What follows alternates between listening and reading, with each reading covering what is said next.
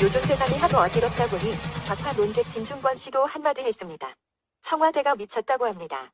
그리고 말미에 청와대가 십상시와 다를 게 무엇인가라며 심하게 꾸짖습니다. 십상시는 중국 후한말의 영제 때 국정을 농단하며 세상을 시끄럽게 했던 환관 10여 명을 지칭하는 말입니다. 실세는 12명이었고 환관 내시의 전체 숫자는 2,000명을 넘었습니다. 영제는 십상시에 휘둘려서 나랏일을 뒷전에 둔 채 알몸 시녀놀이 등의 거친 행동을 일삼았는데 문정권의 연예인놀이, 검경판사 남녀를 색파로 엮는 간첩놀이, 버닝썬 사태와 닮았으며 이처럼 영제는 국민 무시, 무분별한 정치로 무법천지를 만들어 제국을 쇠퇴시켰고 결국 국가를 패망의 길로 이끈 인물로 유명합니다. 문재인이 낮은 단계의 연방제로 자유대한민국을 멸망시키려는 것과 유사합니다. 문재인은 자유대한민국을 공산화하기 위해 지방분권과 헌법 개정까지 하겠다고 자기 입으로 여러 번 말했으며 김정일의 낮은 단계의 연방제의 길로 충실하게 따라가고 있으니 간첩이 아니고는 저지를 수 없는 일입니다. 문희상이 국민과 의회 정치, 헌법과 국회법을 무시하면서 예산안 날치기를 비롯하여 낮은 단계의 연방제 실현을 위한 선거제법과 공수처법을 1+4의 야합으로 처리하여 날치기 3종 세트를 실현하는 과정을 보며 문재인은 식물국회, 동물국회, 볼상사났다 라고 표현했습니다. 후한 말에도 백성들은 십상시들이 볼상 사나워서 때려 죽이고 싶었을 것입니다. 실제로 막판에 백성들은 2,000명의 십상시들을 무조리 몽둥이로 때려 죽입니다. 당시의 십상시는 넓은 봉토를 소유하고 정권을 장악하여 실질적인 권력을 휘둘렀으며 그 부모 형제들도 높은 관직을 얻어서 위세를 떨쳤습니다. 문재인의 아들과 문희상의 아들이 아빠 찬스를 이용해 자리를 차지하는 것과 유사합니다. 경검찰과 법원을 이용하여 선거를 공작하고 친구를 관직에 앉힌 것은 십상시의 매관매직과 다를 바 없습니다. 그러나 후한 말 189년 8월 25일에 발생한 십상시의 난에서 2천여 명의 환관들이 몰살당하면서 동탁이 정권을 잡게 됩니다. 십상시의 수장이었던 장양도 관군에게 쫓기다가 절벽인 부원이 바위에서 떨어져 죽습니다. 이후 후한은 삼국으로 쪼개지며 혈투를 벌이게 됩니다. 특히 십상시의 곁에서 훈육된 영제는 십상시의 수장인 장양을 아버지, 부수장인 조충을 어머니라 부르며 따랐다고 합니다. 길러진 간첩 문재인은 시진핑을 아버지, 김정은을 어머니라고 부르며 따르고 있습니다. 중국몽을 함께하자며 한국이 중국과 운명공동체라고 시부리고 다닙니다. 미국 CIA와 FBI가 김정은을 죽이려고 한국 땅에서 스나이퍼들의 훈련을 하고 있는데 문재인 보라고 하는 것도 모르면서 죽으려고 환장한 놈입니다.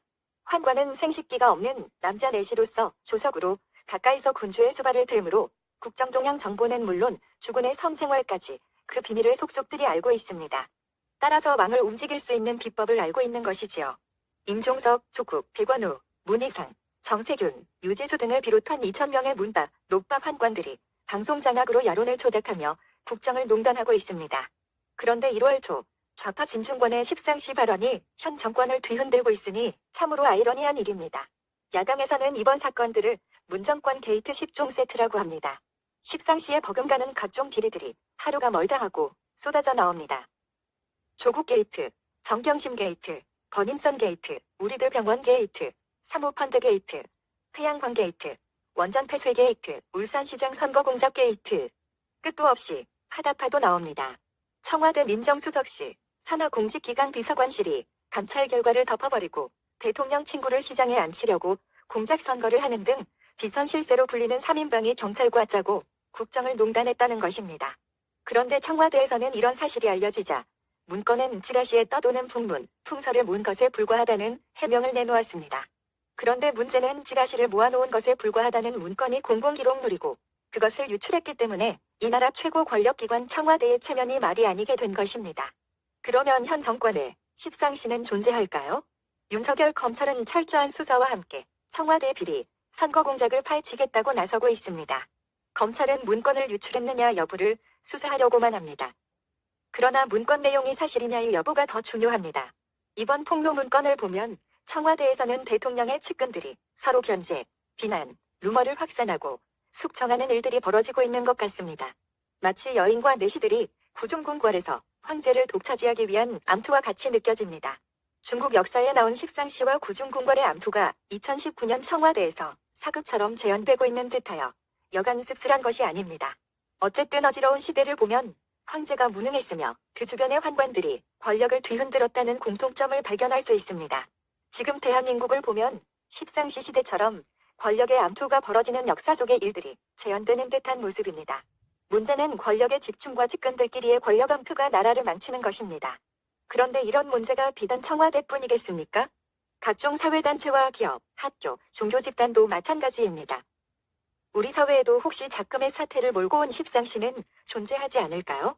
만약 사회 집단과 종교에도 그런 무리들이 존재한다면 우리 사회의 최후, 도루인 도덕과 이성은 모두 무너졌고 도덕의 부활은 영영 물 건너가게 되지 않을까요? 상극하면 상변하는 것이 세상의 이치입니다. 악독한 권력에는 악독한 복수가 따르는 법입니다.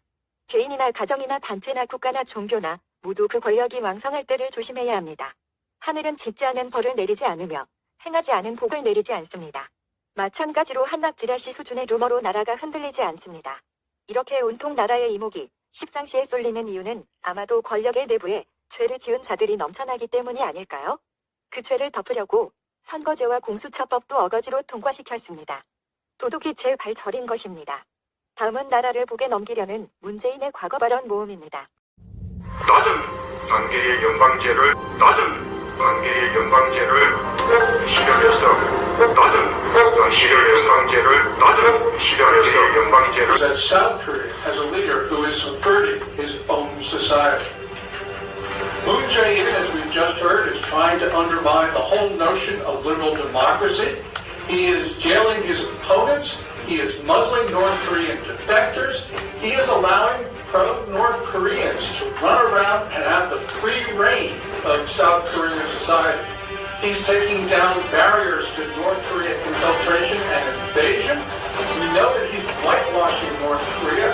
And of course, he wants to unify with North Korea, perhaps on